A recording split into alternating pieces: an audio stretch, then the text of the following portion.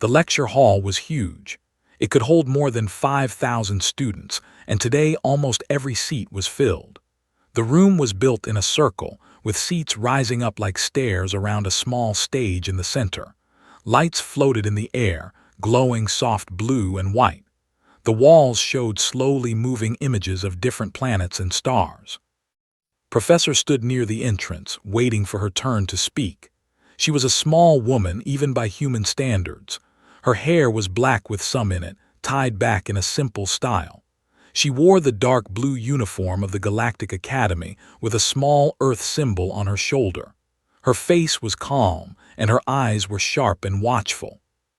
Around her, students of many different species walked and floated and crawled to their seats. The Galactic Academy was the most famous school in the known universe. Only the best students from each world could come here. They came to learn about science, history, diplomacy, and the many different cultures that made up the Galactic Union. Today's lecture was special. It was part of a series called Understanding, and Professor had been asked to speak about Earth. This was unusual. Most species did not like to talk about their home planets being dangerous, but humans were different. Humans seemed almost proud of it. A soft chime sounded and the floating lights dimmed slightly. It was time. Professor walked down the steps to the central stage. Her footsteps were quiet but steady. She moved like someone who was used to being watched, who did not need to rush or show off. When she reached the middle of the stage, she turned slowly to look at the students around her. The audience was strange and wonderful. In the front rows sat the tall beings with skin so thin you could almost see through it. They came from a peaceful world of endless forests, where nothing larger than a small bird had ever evolved to hunt. Behind them were the short and wide, covered in soft fur. They had 4 arms and came from a heavy-gravity world where strength was everything. Scattered throughout the hall were dozens of other species. Crystalline, who glowed with inner light. Serpentine, who coiled around their seats. Floating, who looked like jellyfish made of smoke. All of them were looking at her. All of them were curious, and some of them, she could tell, were already skeptical.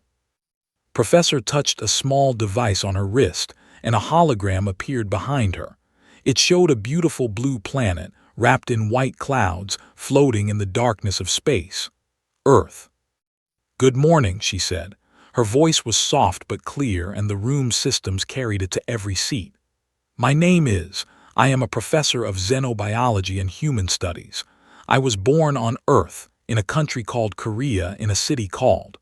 I have lived on 7 different worlds during my career, but Earth will always be my home." She paused, letting the students look at the hologram. "Today, I am here to answer a question that many of you have asked in one form or another since humans first joined the Galactic Union. A question that your professors and scientists have debated for decades." She turned to face a young in the front row. This name was, and she was one of the students in her class. Her translucent skin shimmered with pale colors as she shifted nervously under the professor's gaze. "Please," Professor said gently, "ask the question." Hesitated for a moment, then spoke. Her voice was high and musical, like wind through crystal. "Professor, I have studied the planetary classification files in our library. Earth is listed as a Class 7. That is the highest classification.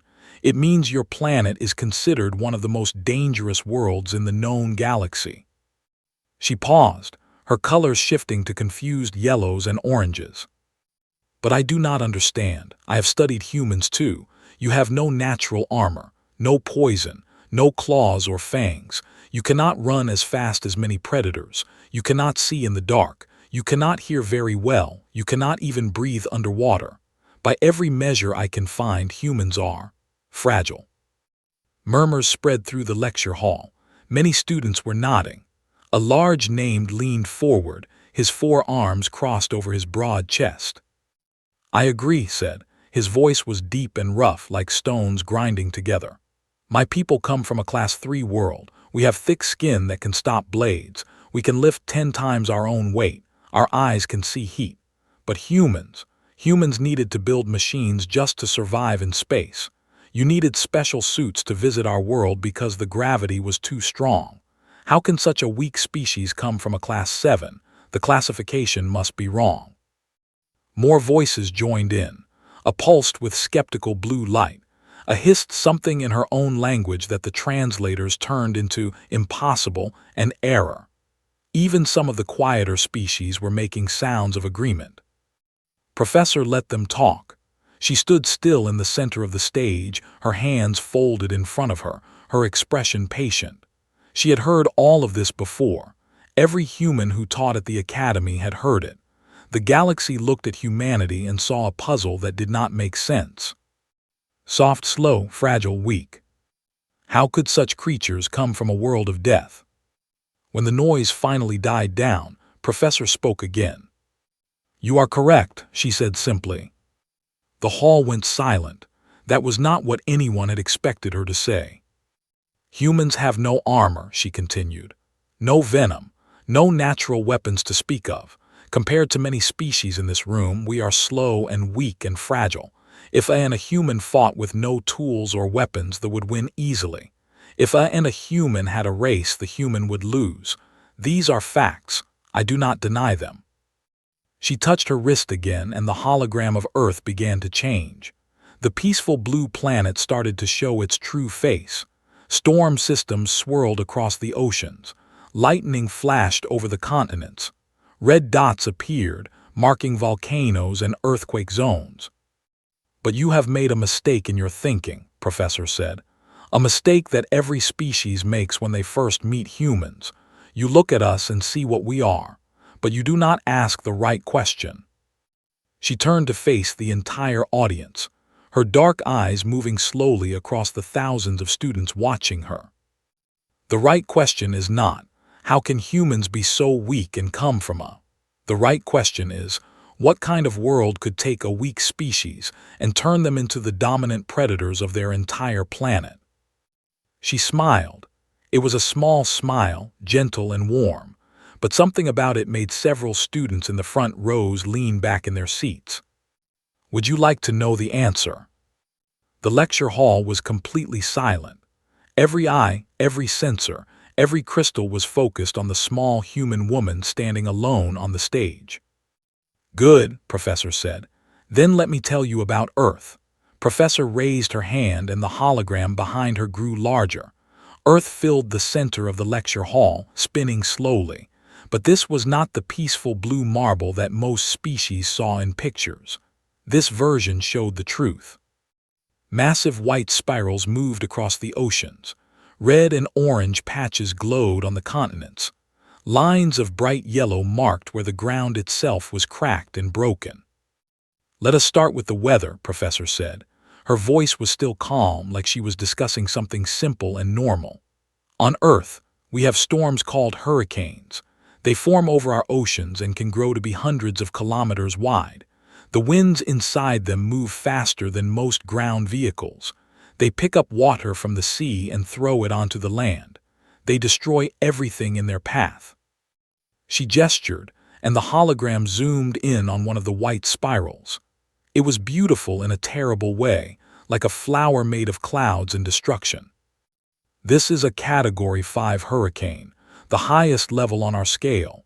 When one of these hits land, it can kill thousands of people. It can erase entire cities from the map. It can change the shape of coastlines." A student made a soft sound of distress. On her world, the worst storms were gentle rains that lasted for days. "But hurricanes are only one type of storm," Professor continued. "We also have tornadoes. These are smaller but in some ways more violent. They are spinning columns of air that drop down from the sky. They can appear with very little warning. They can lift houses off the ground. They can throw vehicles through the air like toys." The hologram showed footage of a tornado, a dark funnel reaching down from black clouds, tearing across flat land, leaving nothing behind but broken pieces. "Earthquakes," Professor said, and the hologram changed again.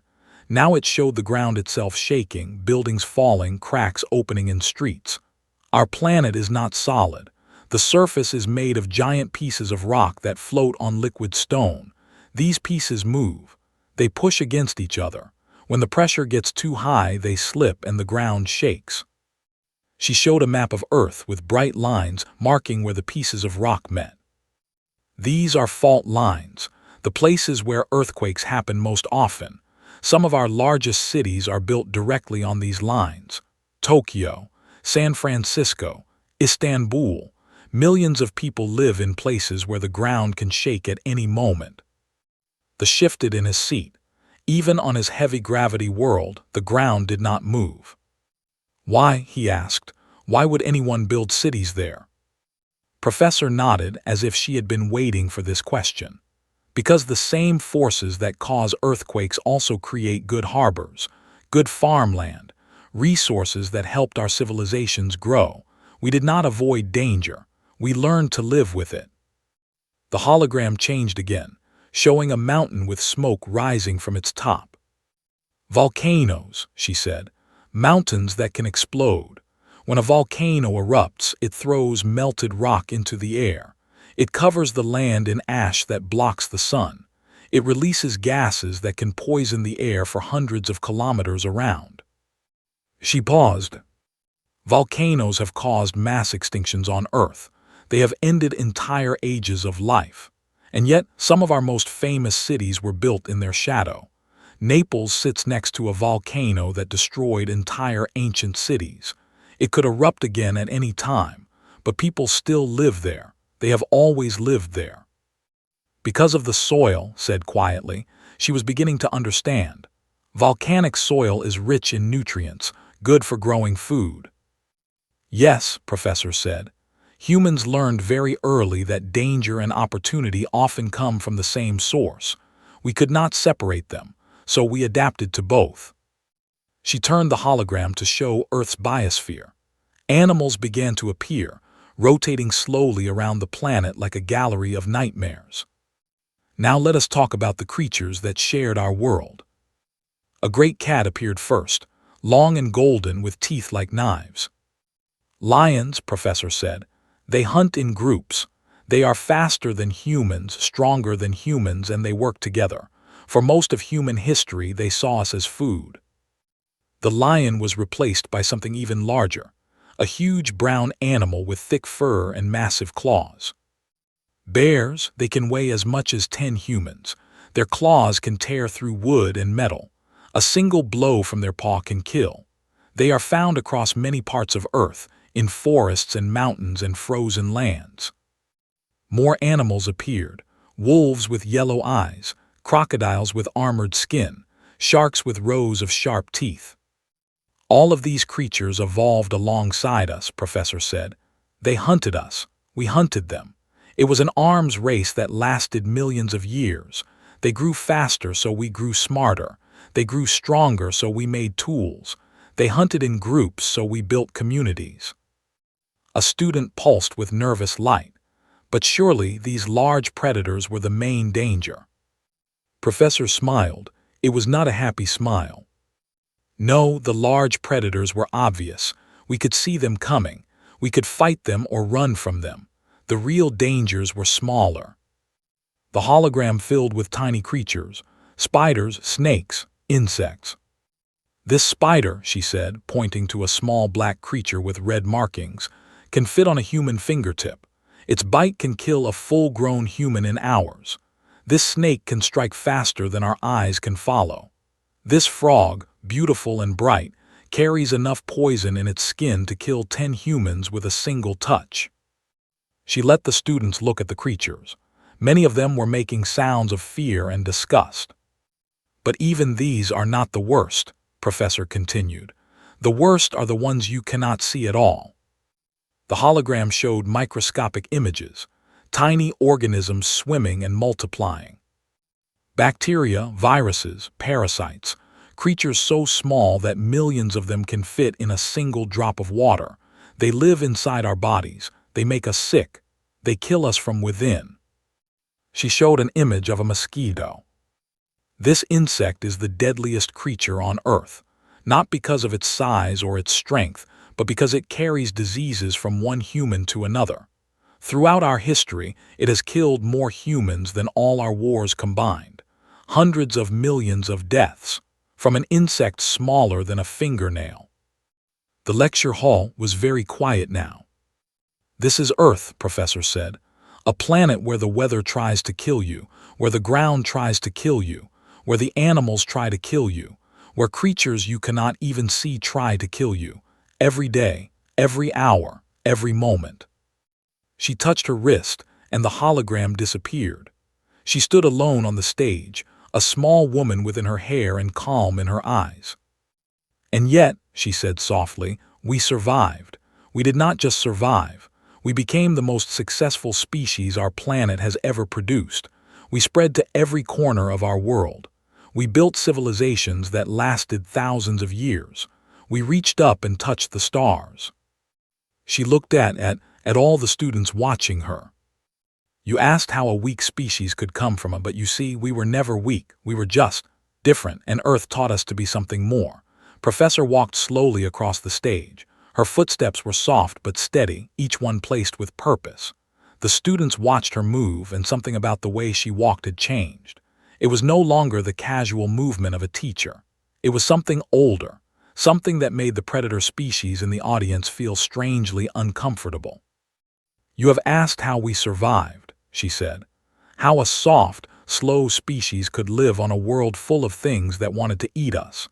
The answer begins with a simple truth that most species do not understand."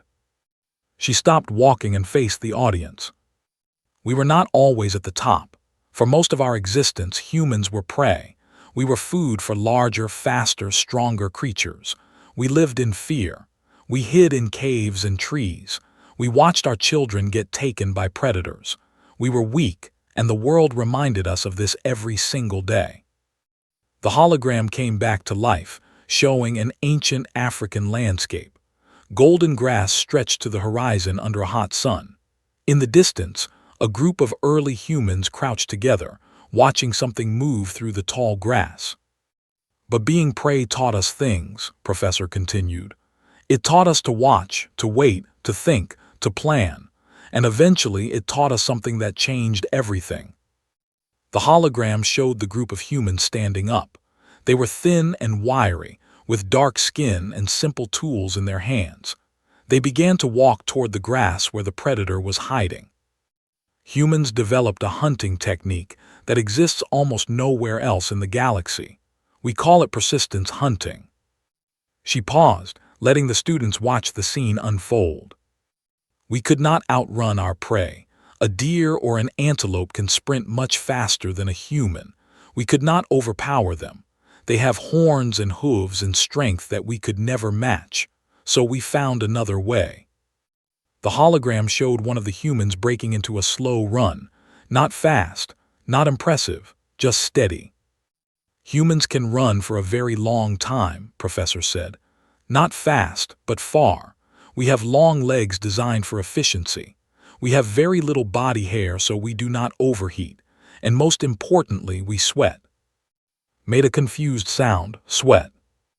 "Our bodies release water through our skin when we get hot. This water evaporates and cools us down.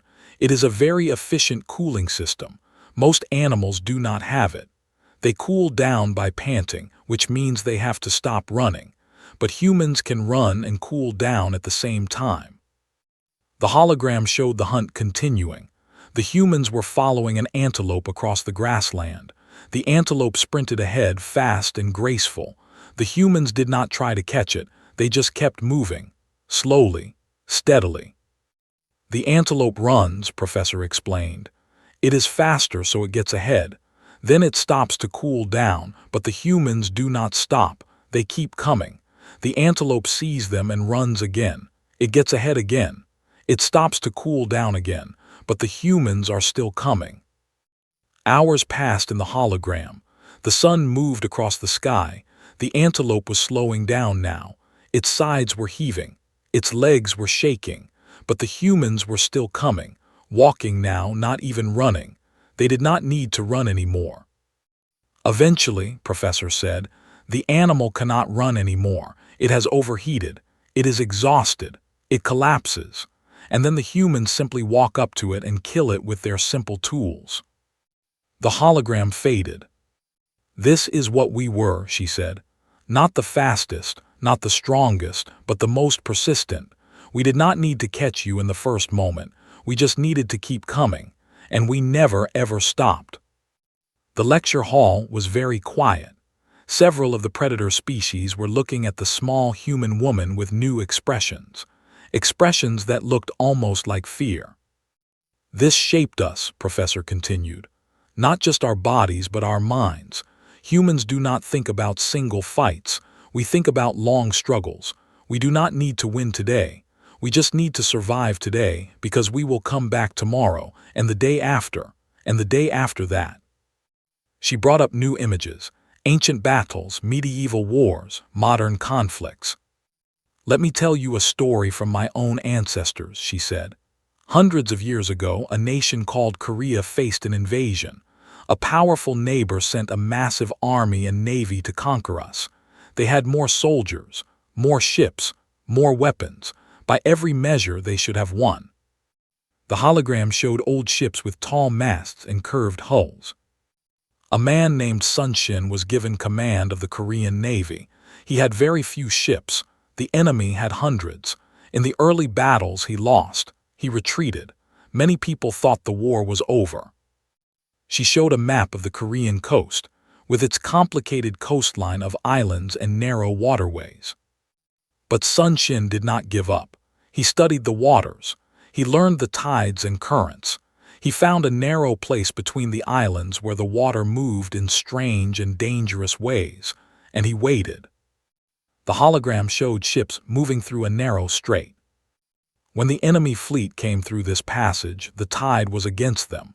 Their ships were pushed together, confused, unable to maneuver, and Sunshin attacked. He had 13 ships. The enemy had over 100. He sank 31 enemy ships and lost none. The battle played out in the hologram. Fire and smoke, ships crashing into each other, and through it all, the small Korean fleet moving with precision and purpose. "This is how humans fight," Professor said. "We lose the first battle, we retreat, we watch, we learn, we find the weakness, and then we come back." She changed the image again. Now it showed a young woman with a determined face. Another story. During a different time, Korea was occupied by a foreign power. The people were not allowed to speak their own language. Their culture was being erased. Many gave up hope. She let the students look at the young woman's face. A girl named Gwansun was only 16 years old. She organized protests. She spoke out against the occupation. She was arrested and tortured. The occupiers demanded that she give up the names of other resistance members. She refused. The hologram showed prison walls, dark cells, things that the students did not want to look at. They tortured her for months. She never gave up a single name. She never stopped resisting. She died in that prison. She was 17 years old. Professor's voice was still calm, but there was something hard underneath it now. The occupation lasted for decades after her death, but her people never forgot. They kept fighting, they kept resisting, and eventually they were free. She looked out at the audience. "This is what Earth made us, not warriors who win through strength, survivors who win through refusal. We do not know how to give up. Our planet taught us that giving up means death, so we learned to keep going no matter what." She smiled, and there was something ancient in that smile. "You see us as weak because you are thinking about the first moment of conflict, the single fight, the one battle, but humans do not think that way. We think about what happens after, and after, and after." She began walking again, that slow and steady walk. "We are persistence hunters, and once we start hunting something, we do not stop. Not for pain, not for exhaustion, not for fear. We just keep coming, slowly, steadily, forever." She stopped in the center of the stage. "Now you begin to understand what it creates." Professor touched her wrist, and the hologram changed again. This time it showed something more recent. Human ships moving through space. colonies being built on distant worlds, scientists working in strange and dangerous places. When humanity first joined the Galactic Union, she said, many species expected us to struggle. We were newcomers. Our technology was primitive compared to civilizations that had traveled between stars for thousands of years, and we came from which many saw as a mark against us. She showed images of early human diplomats meeting with alien leaders. The humans looked small and fragile next to some of the species they were talking to. The common belief was that we would be broken, that the trauma of evolving on such a terrible world would make us weak in spirit, even if our bodies had survived. Other species had joined the Union before us. Most of them faded away within a few centuries. They could not adapt to peace. They could not find purpose without constant struggle. Leaned forward, this was something he had heard before. He said, they came from a Class 6 world, very aggressive, very strong, but they fought among themselves until there were too few left to maintain their civilization. Yes, Professor said, from a Class 5 world. They became so afraid of danger that they refused to leave their home system. Eventually, a solar event destroyed their only planet. They had nowhere else to go. She paused. Many scientists predicted the same fate for humanity. We would either tear ourselves apart with our aggression, or we would become too paranoid to expand. Either way, we would be a footnote in galactic history. The hologram showed a timeline, 87 years since humanity joined the Union, a very short time in galactic terms. In those 87 years, Professor said, humanity has colonized more worlds than any species in the last 1,000 years. The timeline filled with points of light. Each one was a human colony or outpost or research station. We have established permanent settlements in environments that other species considered impossible. Frozen moons with no atmosphere, asteroid belts with constant radiation, planets with gravity twice as heavy as Earth, worlds where the air itself is poison. She showed images of each type of colony. Humans in pressure suits building domes on airless rocks. Humans in heavy frames walking slowly on high-gravity worlds. Humans in sealed habitats living next to toxic oceans. Do you know what we found when we went to these places? Professor asked. We found that they were not so different from home. A student pulsed with confusion.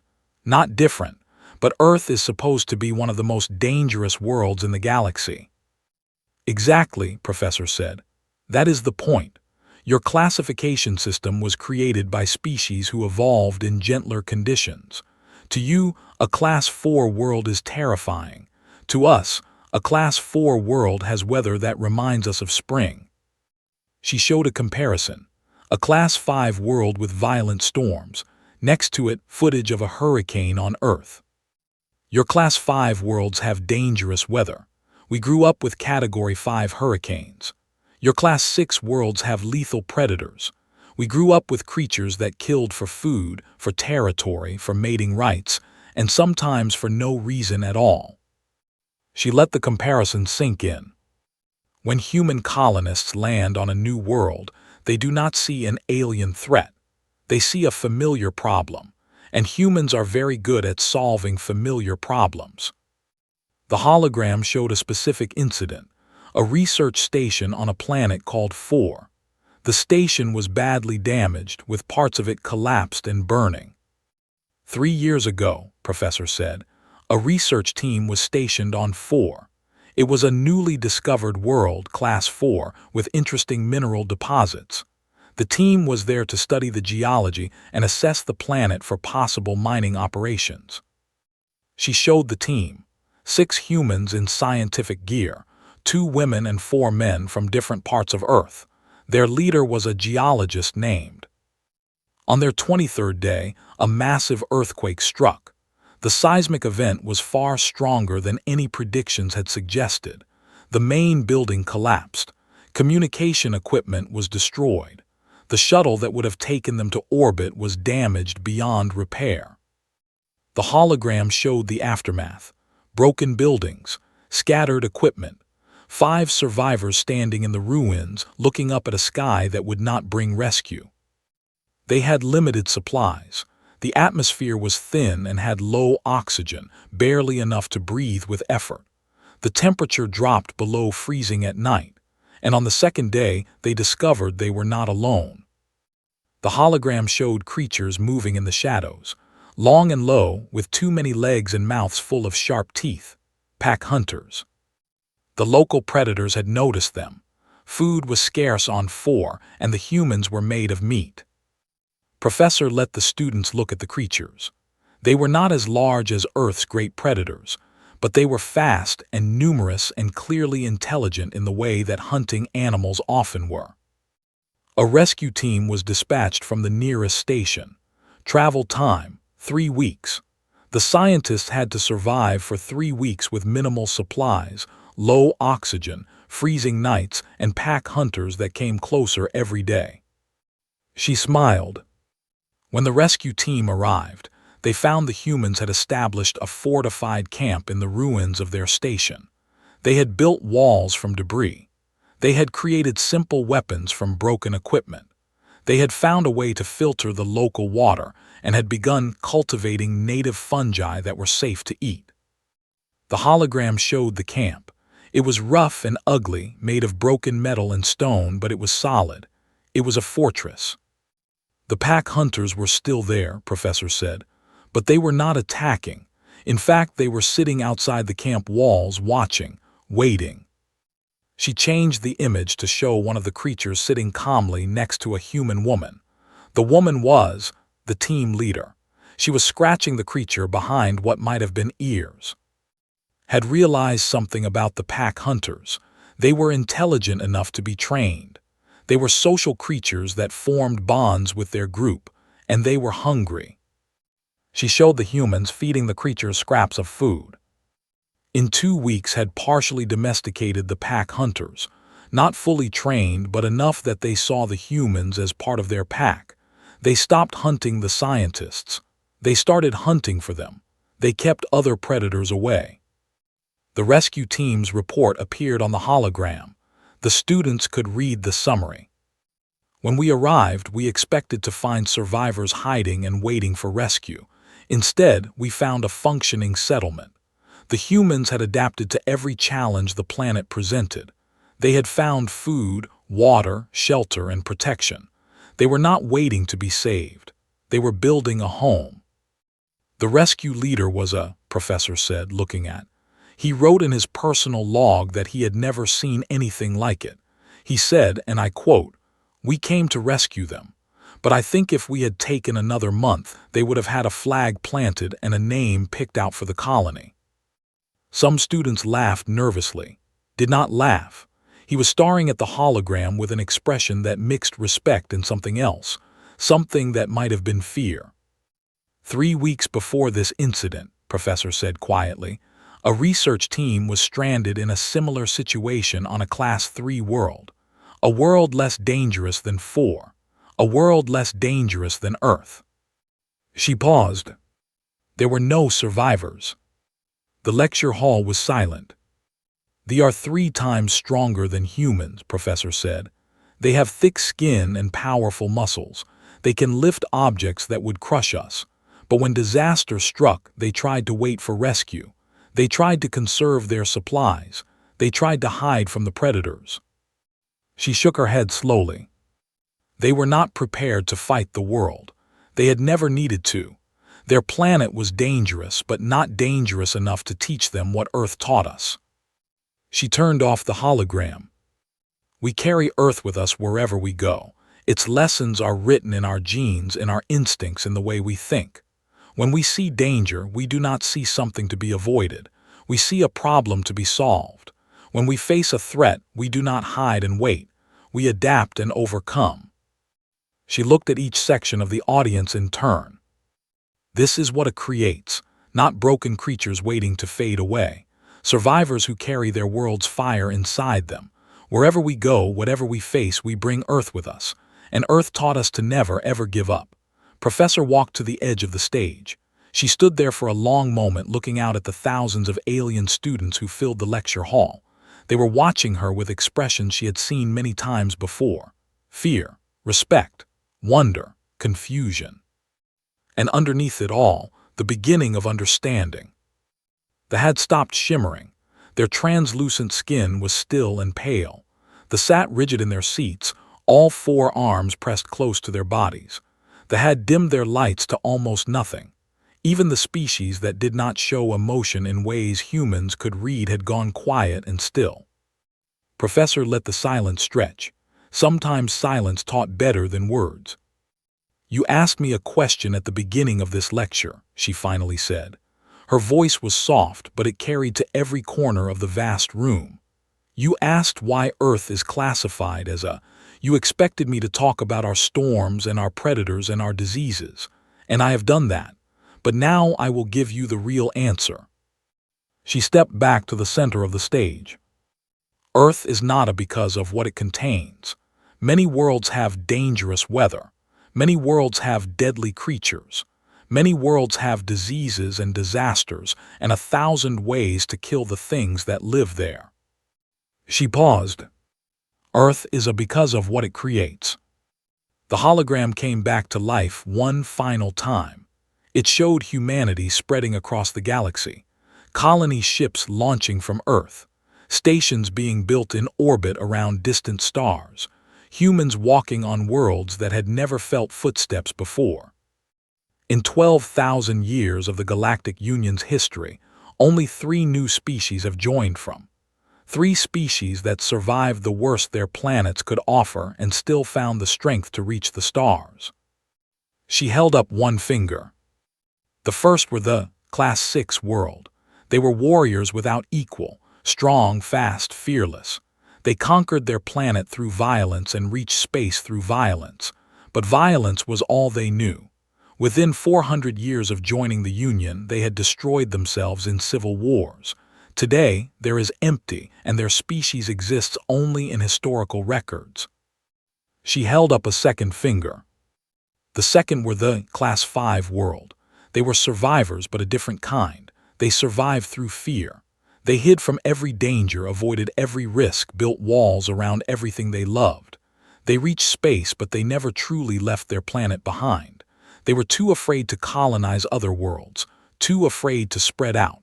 And when their sun became unstable, they had nowhere to run. They are gone now too. She held up a third finger. The third are humans. She let her hand fall. 87 years. That is how long we have been part of the Galactic Union. A single lifetime by human standards. A blink of an eye in galactic time. And in that tiny span of time, we have changed the shape of the Union itself. The hologram showed statistics, numbers that grew and grew as she spoke. We have colonized more worlds than any species in the last millennium, not because we are the strongest but because we look at a world that will kill us and say, we will live here anyway. We have developed technologies that your oldest civilizations missed for thousands of years, not because we are more creative, but because we never stop asking what if, and why not, and how can we do better. We have become the first responders for disaster relief across the Union.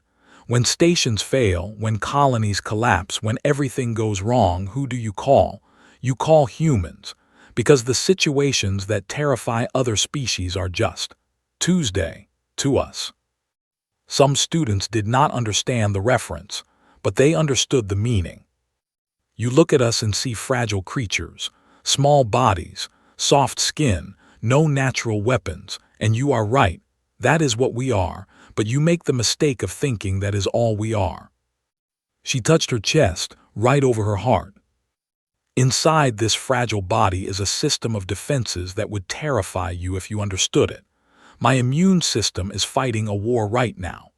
Billions of microscopic invaders are trying to kill me at this very moment, and billions of my own cells are destroying them. This war never stops. It has been going on since I was born. It will continue until I die. She held up her arm. This bone has been broken twice. Once when I was young and fell from a tree. Once when I was older and was in an accident. Both times it healed. It grew back together. It is stronger now than it was before. Human bones do this. We break and we heal and we become harder to break. She tapped her temple. This brain never stops looking for danger. Even now, while I am standing safely on this stage, part of my mind is tracking the exits, counting the students, noting which ones are large enough to be threats. This is not paranoia. This is what Earth wrote into our deepest instincts. We are always watching, always ready. She smiled, and there was something fierce in it now. You asked what kind of world could take a weak species and turn them into the dominant predators of their planet. I will tell you. A world that punished every weakness with death. A world that rewarded only adaptation, only persistence, only the absolute refusal to die. A world that tested every generation and kept only those who passed. She turned slowly, meeting the eyes of students in every section of the hall. 4 billion years. That is how long Earth has been shaping life. 4 billion years of competition and evolution and death. Every creature on our planet is the result of an unbroken line of survivors stretching back to the beginning of life itself. Every one of our ancestors lived long enough to have children. Every single one. For 4 billion years. She let that number sink in. We are what happens when it does not destroy a species but makes it stronger with every attempt. We carry 4 billion years of survival in our blood, in our bones, in the part of our minds that sees a challenge and thinks not, can I survive this? But how do I win? She gathered her notes. The lecture was almost over. The Galactic Union has given us much. Technology, knowledge, a place among the stars, but we have given something back. We have shown you what it can create when it creates something that refuses to be destroyed. She walked toward the exit, then stopped. You asked why Earth is the answer is not our hurricanes or our earthquakes or our predators or our diseases. Those are just the tools. The real answer is simpler. She turned to face the audience one last time. Earth is because it made us, and we are the most persistent, most adaptable, most stubborn species this galaxy has ever seen. We do not give up. We do not surrender. We do not accept that anything is impossible. She paused at the door. I hope for all your sakes that you never see what happens when humanity stops being friendly and starts being determined. We are very pleasant neighbors when we are at peace, but we are the children of a world that tried to kill us every single day for millions of years. Her dark eyes swept across the silent hall. And we won. She opened the door. Class dismissed. The door closed behind her with a soft click. The lecture hall remained silent. Thousands of students from dozens of species sat in their seats, not moving, not speaking. The hologram had faded away. The floating lights had dimmed. And in the quiet, every being in that room was thinking about the small human woman who had just walked out. That was the first to move. She looked down at her thin, delicate hands. Hands that had never needed to fight anything. Hands that had never known real danger. I think, she said quietly, that I understand now. The nodded slowly. His forearms were still pressed close to his body, the way held themselves when they felt genuine fear. I have trained all my life to be strong, he rumbled. I thought strength was the most important thing, but strength is only useful in one moment, one fight. One challenge. He looked at the door where Professor had disappeared. Humans do not fight for one moment. They fight for all the moments that come after. They do not try to win the first battle. They try to win the last one. The student pulsed with a color none of them had seen before. A color that meant something between admiration and fear. We build ships to travel between stars, they said. We build stations to live in the void. We think we have conquered the universe, but humans were conquering their own world before they ever looked up at the sky. They learned to survive in a way we never needed to, and they brought that survival with them. Slowly, the students began to leave. They walked out in silence, each one lost in thought. Some of them looked at the human students in the hall with new eyes. Some of them looked away, unable to meet those calm and watchful gazes. Outside, the sun of the academy world was setting. Its light was soft and gentle, nothing like the harsh star that burned over Earth. The air was clean and still, with no storms on the horizon. The ground was solid and stable, with no fault lines waiting to shake. It was a peaceful world, a safe world, a world that had never needed to create something like humanity. And as the alien students walked back to their rooms, many of them found themselves grateful for that. The small human professor had answered their question. She had explained why Earth was classified as a. She had shown them what billions of years of death and survival could create. And they would never look at humans the same way again.